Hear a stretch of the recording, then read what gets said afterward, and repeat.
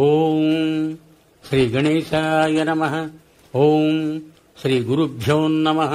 ఓం శ్రీ మహాగాయత్రీ మాత్రే నమః.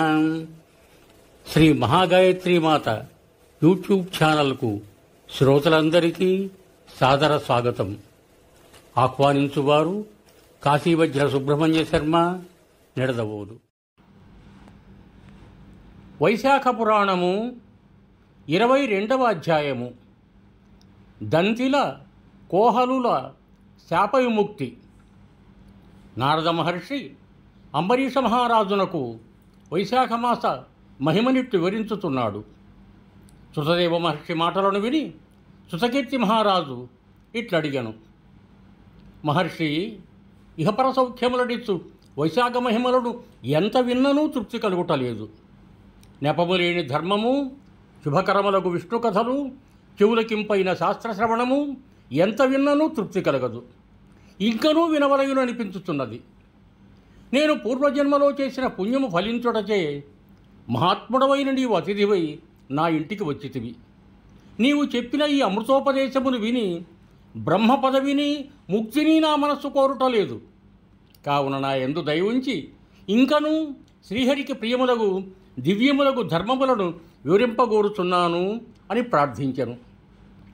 శృతకీర్తి మాటలను విని సుతదేవ మహాముని మిక్కిలి సంతసించి ఇట్లనెను.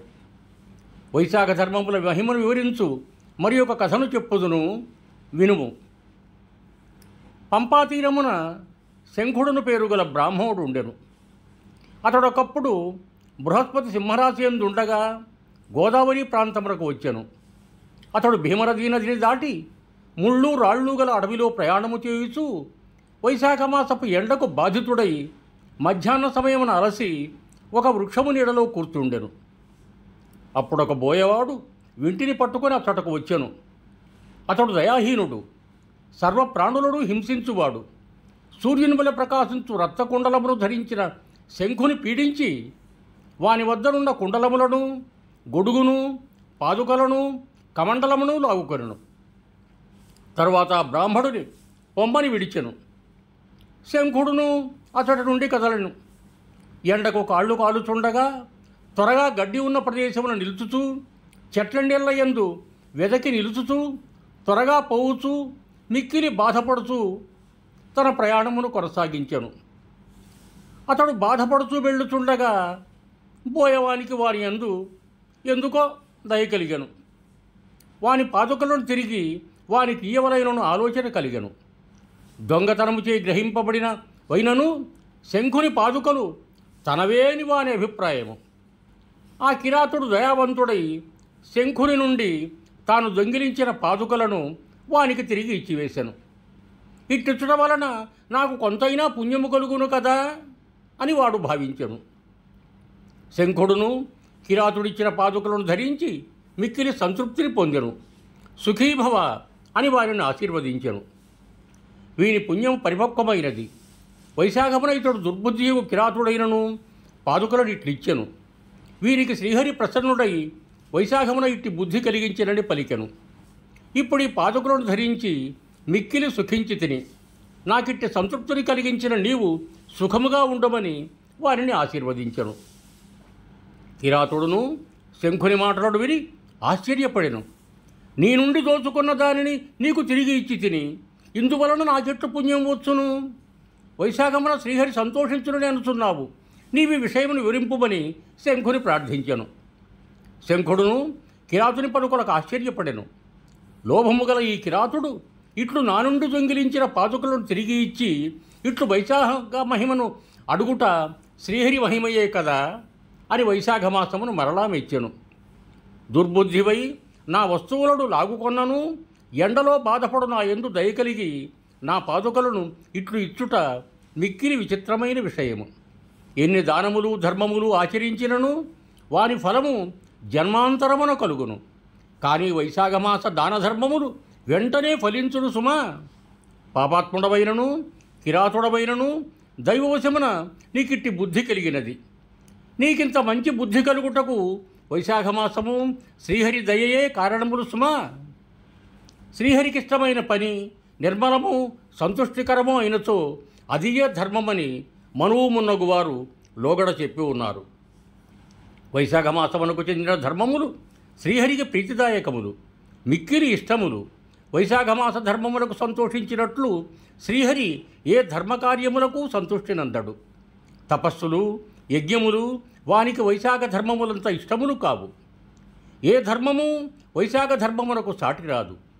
పై ధర్మములను ఆచరించినచో గయకు, గంగానదికి, ప్రయాగకు, పుష్కరమునకు, కురుక్షేత్రమునకు, ప్రభాసమునకు, శమంతకమునకు, గోదావరికి, కృష్ణానదికి ఎచ్చటికిని, ఏ పుణ్యక్షేత్రమునకు, ఏ పవిత్ర నదికి ఎచ్చటికిని పోనక్కర్లేదు. వైశాఖవత విరణ ప్రసంగము గంగానది కంటే పవిత్రమైనది. ఈ నదిలో స్నానము చేసిన వారికి, ఈ ప్రసంగమును విన్నవారికి శ్రీహరి ప్రత్యక్షమగును. ఎంత ధరను ఖర్చు పెట్టినను, ఎన్ని దానములు చేసినను, ఎన్ని యాగాదులను చేసినను స్వల్పములు.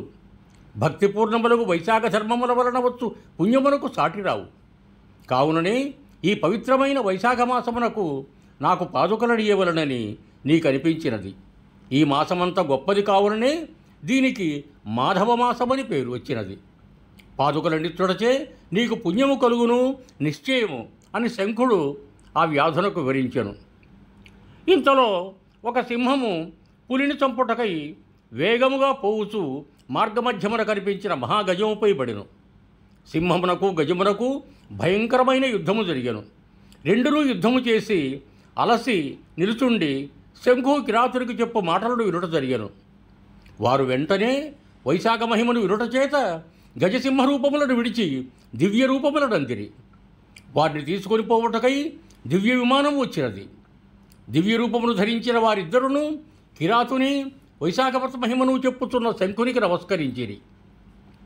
కిరాతుడు శంఖుడును ఆశ్చర్యపడి, మీరెవరు, మాకేలా నమస్కరించుతున్నారు అని ప్రశ్నించిరి.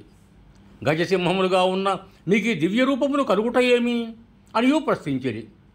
అప్పుడు వారిద్దరును, మేము మతంగ మహర్షి పుత్రులము. దంతిలుడు, కోహలుడు మా పేర్లు. అన్ని విద్యలను నేర్చి యవనములోనున్న మా ఇద్దరిని చూచి మా తండ్రియగు మతంగ మహర్షి, నాయనలారా, విష్ణుప్రియకరమైన వైశాఖమాసమున చలివేంద్రములను ఏర్పరచుడు. జనులకు విసనకర్రలతో అలసట పోవునట్లుగా విసురుడు. మార్గమును నీడనిచ్చు మంటపములను ఏర్పాటు చేయుడు. అన్నమును బాటసారులకిచ్చి వారి అలసటను పోగొట్టుడు. ప్రాతకాలమున స్నానము చేసి శ్రీహరిని పూజింపుడు. శ్రీహరి కథలను వినుడు. శ్రీహరి కథలను చెప్పుడు అని మాకు బహువిధములుగా చెప్పాను. ఆ మాటలను విని మేము కోపగించితిమి. అతడు చెప్పిన మాటలకు నిర్లక్ష్యముగా సమాధానములనిచ్చితిమి. ధర్మలాలసుడగు మా తండ్రి అవినయమునకు నిర్లక్ష్యమునకు మాపై కోపించెను. ధర్మవిముఖుడైన పుత్రుని, వ్యతిరేకముగా పలుకు భార్యను, దుష్టులను శిక్షింపని రాజును వెంటనే విడవలయను. దాక్షిణ్యమూలన ధనలోభము చేతను పైన చెప్పిన అకార్యములను చేసినచో సూర్యచంద్రుడున్నంత కాలము నరకమున ఉండుదురు.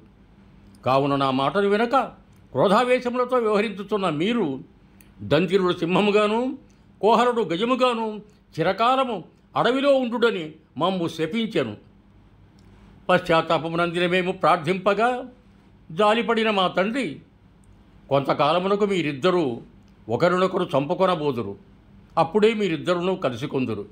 ఆ సమయమున కిరాతుడు శంఖుడను బ్రాహ్మణుడితో వైశాఖ ధర్మములను గూడి చర్చించుట విందురు. దైవికముగా మీరును వారి మాటలను విందురు. అప్పుడే మీకు శాపవిముక్తి కలుగునని శాపవిముక్తిని అనుగ్రహించెను.